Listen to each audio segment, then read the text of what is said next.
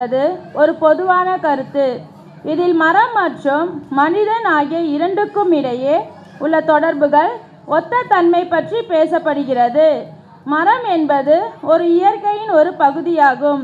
அதே சமயம் மனிதன் ஒரு சமூக ஜீவி.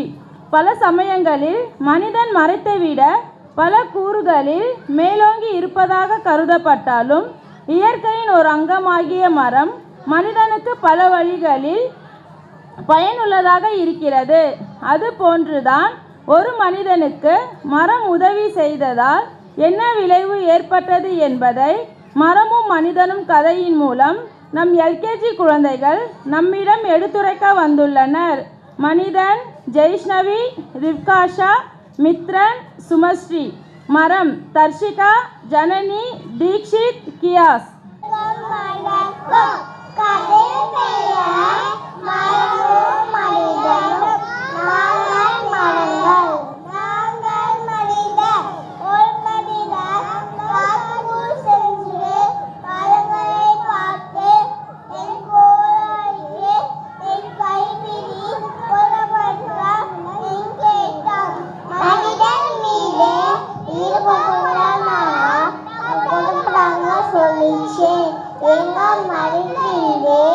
ஒரு கைப்பிடியை அந்த மரம் கூடைக்கு போட்டும்.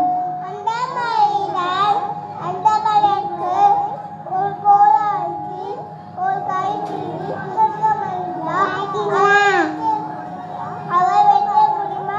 என் போலி மேடு நீதி புயக்கோடு யோசித்து சேரணும்.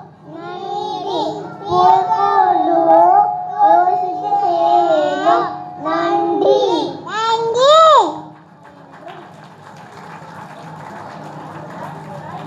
குருவி பறந்து வந்ததா, கொள்ளையே அழிந்ததா, பாவமடை பேசுவதா, பாப்பாலே ஓடுததா, உயிரிலேயே கொட்டி கொட்டி தின்றதா, பசியுளி பறந்ததா,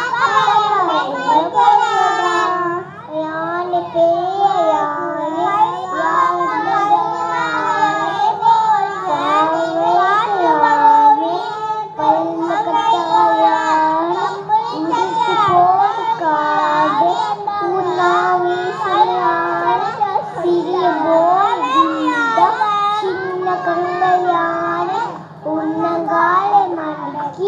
முட்டி போட்டு படகு சின்ன குழந்தையே சிங்காரமாய்